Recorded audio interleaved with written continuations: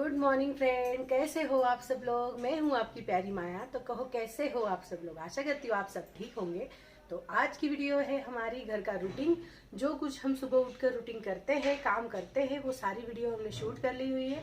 तो ज़्यादा तो नहीं है। जो काम मैं करती हूँ, मैं जो मेरा काम है मतलब बर्तन वगैरह निकाल के देना, गैस पे से सारी चीज़ें हटा लेना और खाना बना लेना, सोफ़ा वगैरह क्लीन कर लेना, बेड बीड अच्छे से कर लेना, कपड़े वगैरह डाल देना, बाकी की कपड़े मशीन में डाल देना, ये सब कुछ काम होता है। झाड़ू में पानी डालना बाकी का काम फिर जो दीदी आते हैं हमारे वो कर लेते हैं। तो ये सब सुबह की हमारी रूटीन है जो मैं आप लोगों के साथ शेयर करूँगी। इसके पहले भी बहुत बार शेयर कर चुकी हूँ, लेकिन आज का जो है वो थोड़ा सा अलग था।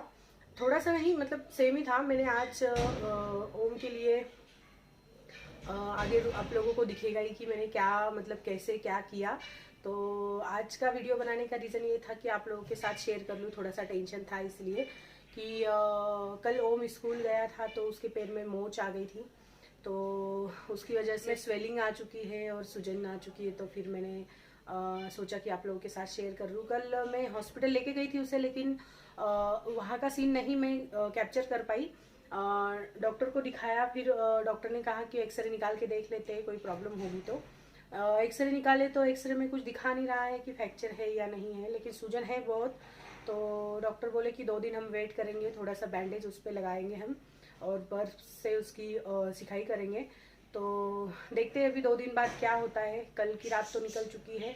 आई होप आप लोग भी प्रे करो कि नहीं प्लास्टर नहीं लगना चाहिए, क्योंकि ओम अभी 10वीं में है। तो 21 दिनों तक फिर वो जा नहीं पाएगा स्कूल, और फिर प्लास्टर लगने के बाद बहुत मतलब परेशानी हो जाती है। इसके पहले भी उसको प्लास्टर लग चुका है पैर में 2-3 साल पहले। तो थोड़ा परेशानी हो जाती है। तब तो वो थोड़ा छोटा था, अब तो बड़ा हो चुका है। तो इसकी वजह से ज़्यादातर हम लोग नहीं ये कर पा रहे हैं। समझ में नहीं आ रहा है कि क्या करूं। तो सोचा कि आप लोगों को बता दूं, आप लोगों के साथ शेयर करूं कि अगर कोई आइडिया हो तो बताना सूजन उतरने की, क्योंकि फ्रैक्चर जो एक्सरे निकाले उसमें कुछ नहीं दिख रहा है फ्रैक्चर। तो इसी की वजह से थोड़ा सा टेंशन था बस। और सुबह की जो रूटीन थी वो आप लोगों के साथ शेयर कर ली। तो आगे वीडियो में बने रहिए और देखिए मैंने क्या क्या किया और क्या नहीं किया। और इसी तरह की हमारी ये वीडियो, अगर आप लोगों को हमारी वीडियो अच्छी लगती हो तो शेयर कमेंट सब्सक्राइब करना ना भूलना, और फ्रेंड फैमिली दोस्तों के साथ शेयर करना भी ना भूलना। और हमारी इंस्टा आईडी भी है, फेसबुक आईडी भी है, तो आप लोग जाके वहाँ पे देख सकते हो कि किस तरह से हम हमारी वीडियो अपलोड करते हैं। इंस्टाग्राम पे भी तो भर भर के हमें फॉलो कीजिए इंस्टा पे और सब्सक्राइब कीजिए यूट्यूब पे।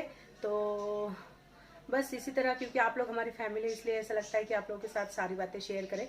तो इसी तरह से अभी हम रेडी नहीं हुए हैं, अभी नहाकर हम रेडी हो जाएंगे, फिर उसके बाद बाकी की जो चीज़ें बची है काम। नहाकर रेडी होकर मुझे इंस्टाग्राम की वीडियो भी बनानी है, तो वो वाली वीडियो अलग बनाऊंगी मैं कि मैं नहाकर रेडी होती हूँ किस तरह से इंस्टाग्राम के लिए। तो अगली वीडियो वही आएंगी। तो चलिए फिर अगली वीडियो में फिर मिलेंगे। ओके, तो आगे बढ़ने से पहले बता देती है कि आप लोग देख लीजिए किस तरह से हमने वीडियो बनाई। ये देखिए, ओम के पैर में चोट लगी थी। चोट बोले तो वो स्कूल में सीढ़ियों से गिर चुका था, तो बहुत लग चुका है, पैर में सूजन आ चुकी है। और उसको डॉक्टर के पास दिखाया हमने। तो ये थोड़ा सा मैंने सुबह से उठाया। और फिर ये उसके बाद मैंने ओम के लिए पराठे बना रही थी। ये शेंगदाने चटनी वाला पराठा है और आलू के पराठे। तो ये इस तरह से मैं पराठे बना रही थी उसके लिए, उसको खाने के लिए। तो ये इस तरह से मैं बना रही हूँ, देख सकते हो आप लोग। अगर आप लोगों को भी इस तरह से बनाना है तो आप लोग भी बना सकते हो। वैसे तो पराठे तो किसी भी चीज़ से बन सकते हैं। हम लोग, हमारे पास अगर सब्ज़ी बच चुकी है कोई, तो उससे भी हम लोग पराठे बना सकते हैं बच्चों के लिए। तो ये इस तरह से था हमारा पराठा, जो कि हमारे पास बची हुई थी शेंगदाने वाली चटनी। तो मैंने सोचा कि चलो उनके लिए पराठे बना देती हूँ। तो बस फिर उसके बाद ये पराठे बन गए थे। आलू की सब्ज़ी थी, मतलब आलू की चटनी थी, और उसकी शेंगदाने की चटनी, दोनों के पराठे हमने बनाए। फिर सारी चीज़ें उठाकर रखी, काम किया।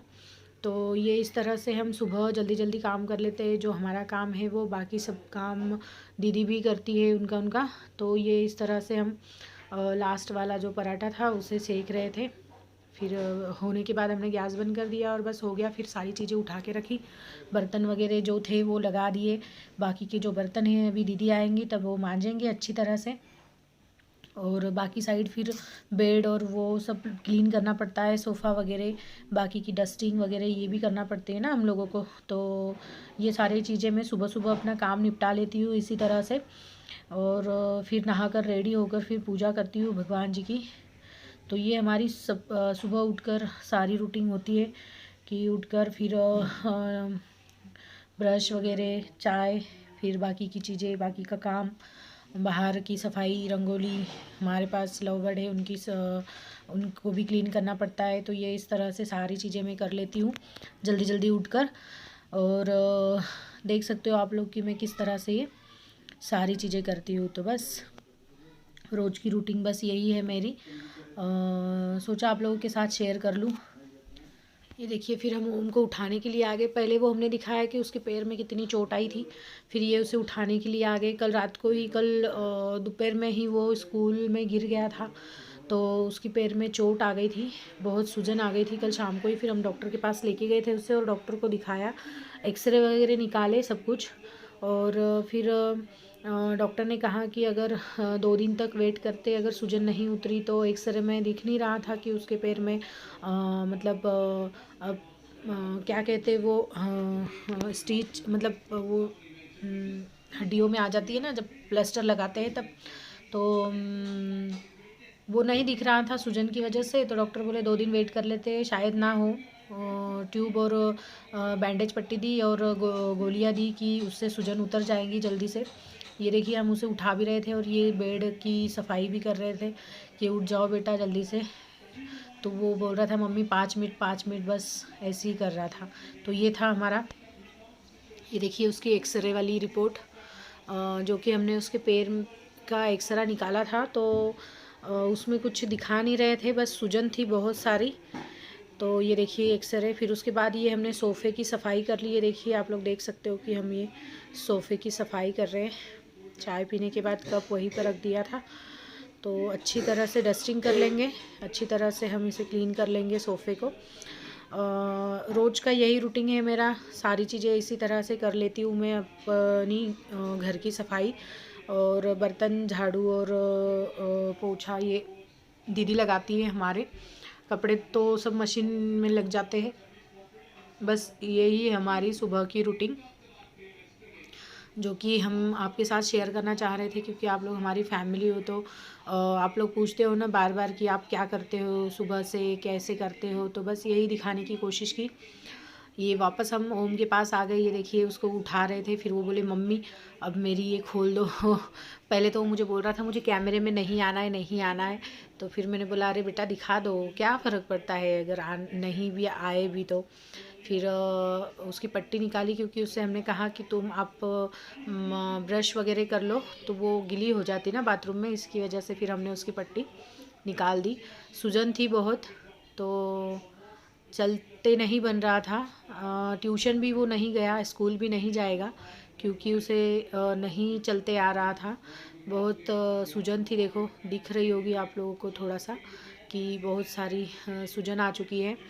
तो ये बच्चे इस तरह से ऐसी मस्ती कर लेते हैं और ऐसे करते हैं। मैं तो डरी गई थी कि अगर कुछ हुआ तो प्लास्टर ना लग जाए, क्योंकि अगर वो लग जाता तो